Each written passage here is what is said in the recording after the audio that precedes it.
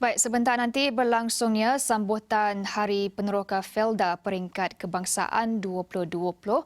Sementara menantikan perasmian tersebut, bersama kita sekarang ini Muhammad Fazli Hassan. Beliau merupakan Presiden Majlis Belia Felda Malaysia MBFM. Hello Fazli. Ya, saya.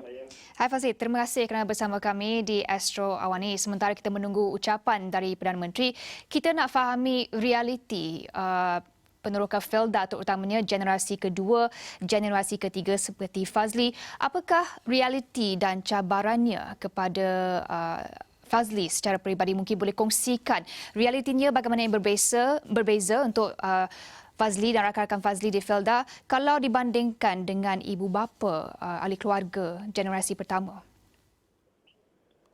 Okey, pertamanya bersesuaian dengan tema sambutan Hari Peneroka pada kali ini, peneroka, perintis, berani dan suka cabaran. Dia melihatkan kepada kita lah generasi baru Felda untuk melihat kembali apa yang telah diusahakan oleh ibu bapa kita dahulu sehingga Felda berjaya kekal sehingga 64 tahun. Oleh yang demikian, pada tahun 2020 ini, lebih daripada 46% peneroka telah kembali ke rahmatullah. Jadi generasi baru Felda, termasuklah kita, MBFM, KAF dan anak-anak peneroka yang lain, kita ni sebagai generasi pelapis untuk meneruskan kesinambungan Felda. Jadi kami menyahut seruan tersebut untuk kita bersama-sama untuk terus membangunkan Felda sebagaimana visi dan misi yang telah disebutkan oleh Yang Berhormat Datuk Seri Pengerusi Felda, Datuk Seri Idris Yusof, yang mengatakan bahawa Felda itu adalah lombok emas, di mana kalau kita usahakan sesuatu untuk Felda ini di tanah rancangan, bermacam-macam perkara yang kita boleh bawalah ke tanah rancangan.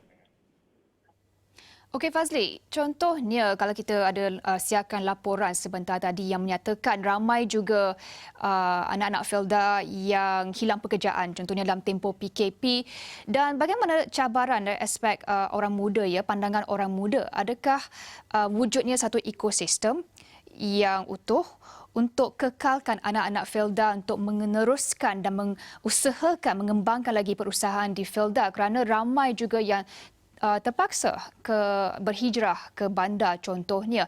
Bagaimana dan apa yang boleh dibuat untuk menjadikan Felda itu first choice kepada anak-anak muda seperti Fazli? Selepas daripada pembantangan kertas putih, sebelum berlaku PKP, kita ada satu program yang dinamakan PPP, Program Pembangunan Peneroka. Di mana dalam program pembangunan peneroka itu kita digalakkan untuk masuk dalam bidang pertanian dan peternakan. Saya rasa ini peluang kepada anak-anak peneroka yang berada di luar sana kembali ke tanah rancangan untuk kita mengambil peluang ini.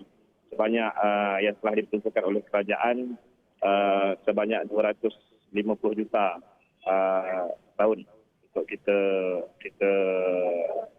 diperuntukkan tentang projek pertanian, program pembangunan peneroka. Jadi itulah satu peluang yang perlu diambil oleh rakan-rakan kita yang berada di bandar ataupun yang berada di luar bandar. Okey Fazli, selain daripada bantuan kewangan peruntukan yang diberikan oleh kerajaan, apa lagi yang boleh dilakukan untuk meningkatkan, memajukan lagi golongan peneroka, terutamanya golongan generasi kedua, ketiga, contohnya dari segi latihan, infrastruktur, peluang pekerjaan, bagaimana Fazli? Perkara sebegini memang dah sekian lama wujud dalam Felda. Dan kita kena fahamkan kepada generasi Felda dan juga peneroka bahawa selain daripada kita ni warga Felda, kita juga rakyat Malaysia. Mana-mana program-program yang disediakan oleh pihak kerajaan, kita layak untuk kita dapatkan program tersebut untuk kita terimalah selain daripada apa yang telah disediakan oleh pihak Felda. Jadi saya menyeru kepada rakan-rakan saya, generasi baru Felda dan mak ayah kita lah, peneroka dan peneroka untuk sama-sama terlibat dan berebut peluang yang sedia ada. Okey Fazli, Felda kini berusia 64 tahun dan sementara menantikan ucapan daripada Perdana Menteri nanti, mungkin boleh kongsikan harapan dan juga impian Fazli sebagai seorang anak Felda dan hala tuju baharu untuk Felda selepas ni. Kita sebagai generasi baru Felda, kita nak melihatkan Felda ni supaya terus maju ke hadapan. Sebagaimana yang 50 tahun pertama dulu daripada peneroka susah, hari ini kita dah berubah daripada golongan miskin kepada golongan yang tidak miskin lagi. Dan perkara tersebut perlu dipacu lagi sehingga ke seterusnya lah. Jadi oleh itu kita mengharapkan adalah skim-skim tertentu daripada pihak kerajaan yang boleh membantu kita warga Felda.